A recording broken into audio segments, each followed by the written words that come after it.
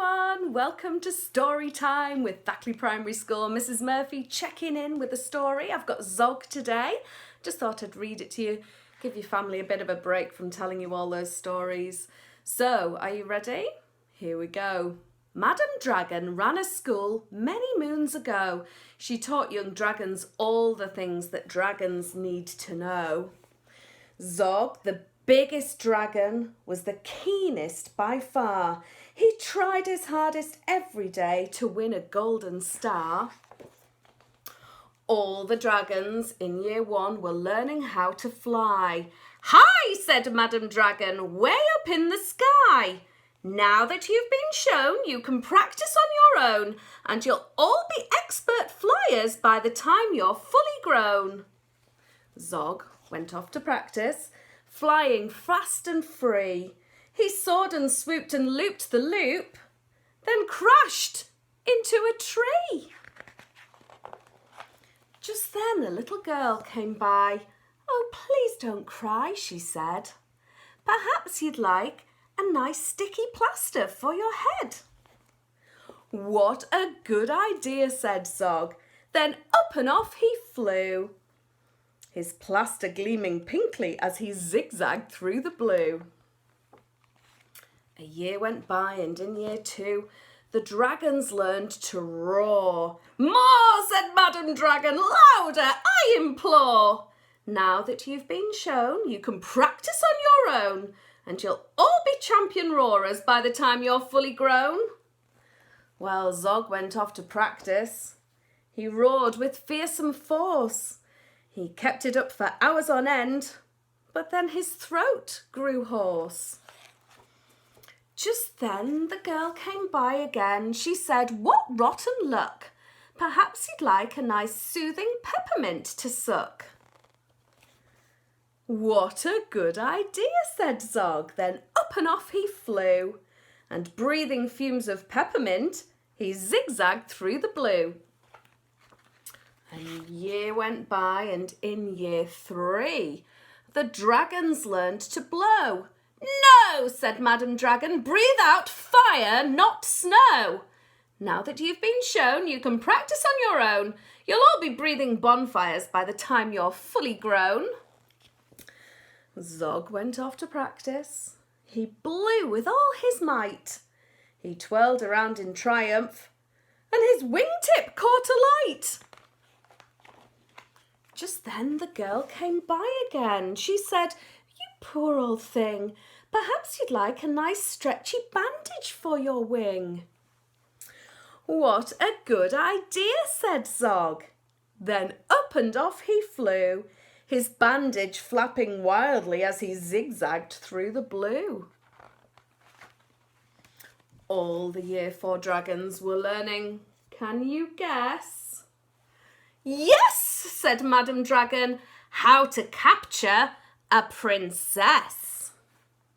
Now that you've been shown, you can practice on your own. You'll need to capture hundreds by the time you're fully grown." Zog went off to practice. He tried and tried and tried, but he simply couldn't manage. "I'm no good at this," he cried. "I'll never win a golden star." Just then he saw the girl. "Perhaps," she said, "you'd like to capture me. I'm Princess Pearl." "What a good idea," said Zog. Then up and off he flew, the princess gripping tightly as they zigzagged through the blue. "Ah," said Madam Dragon, "our first princess so far. Congratulations, Zog, my dear. You've won a golden star." Zog was proud and happy, and Pearl felt good as well. She took the dragon's temperatures. She nursed them when they fell. A year went by, and in year 5, the dragons learned to fight. "Right," said Madam Dragon, "here comes a real live knight."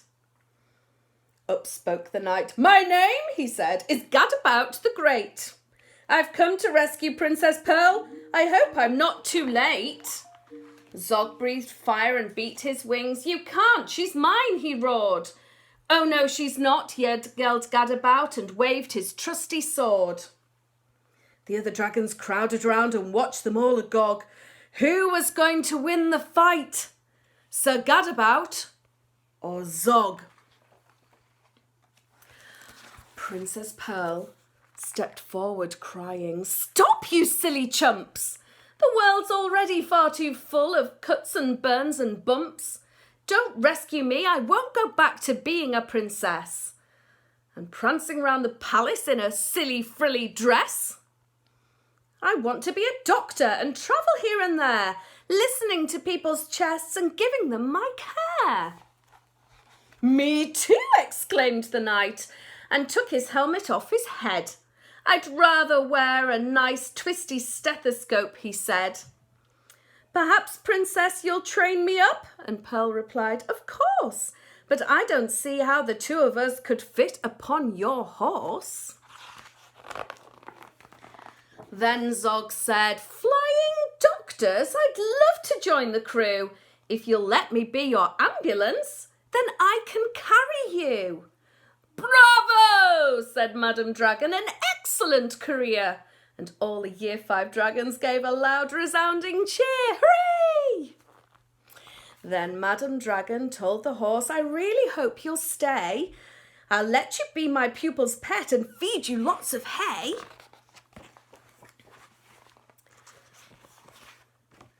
"A good idea," said Zog. Then up and off he flew, the flying doctors waving as they zigzagged through the blue. Bye-bye, Zog. Bye-bye, Princess Pearl. Goodbye, Gadabout.